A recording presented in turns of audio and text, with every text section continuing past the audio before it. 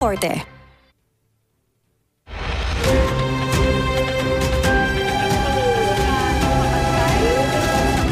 Yung wala na naman ho dito. Unang balita.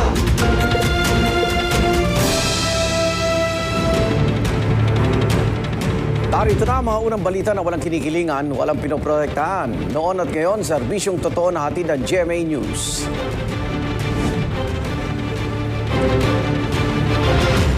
Discount na 10 piso kada litong diesel para sa jeepney drivers simula na ngayong araw sa Metro Manila.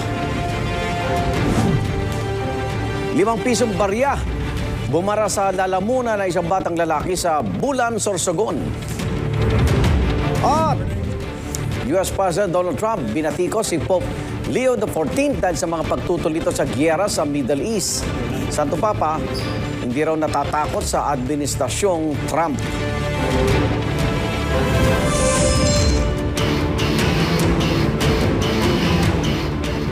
Igan, 10 bahay na sunog sa barangay UP Campus sa Quezon City kagabi.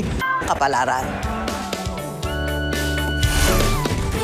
Susunod, 5 piso. Bumara sa lalamunan ng isang bata sa Bulan, Sorsogon. At guro sa Lawag, Ilocos Norte nasalpok ng motorsiklo. Huwag bibitiw para laging una ka sa balita.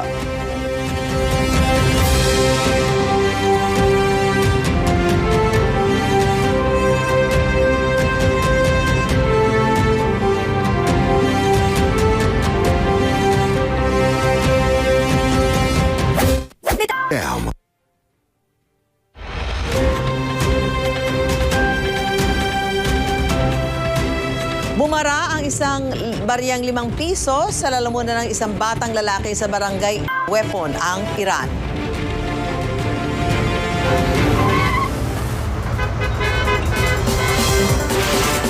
Bihiri tayo sa EDSA Cubao, yung kaliwa po monumento. Unstoppable.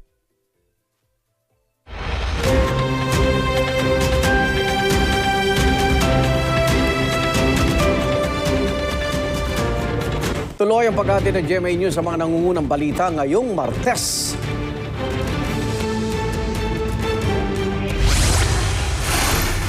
Exclusive! Magama sa Tondo, Maynila, binaril at tinadtan ng saksak ang isang lalaki dahil umano sa illegal na droga. Nagpakilalang dating security aide at bagman umano ni Vice President Sara Duterte na si Ramil Madriaga.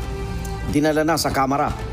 Harap ngayong araw sa pagdinig ng House Justice Committee sa impeachment complaints laban sa bise.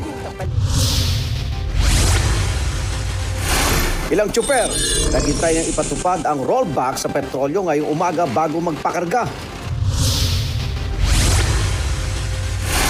2 sugatan ng matusok ng mga steel rod ang sinasakyan nilang kotse sa Turkey. At ang amazing na pork kakaibigan ng 2 alaga sa Samal, Davao del Norte.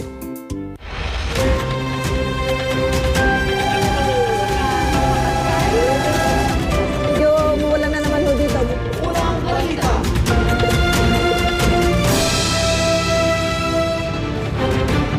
Kahuli ka ng walang habas na pananaksak at pamamaril.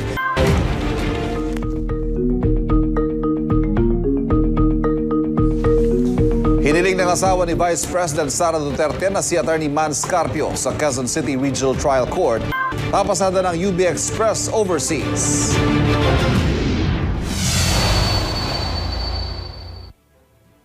Binabaybay ng truck na yan na may kargang mga bakal o steel rod ang kahabaan ng Mithat Pasa Street sa Antalya, Turkiye.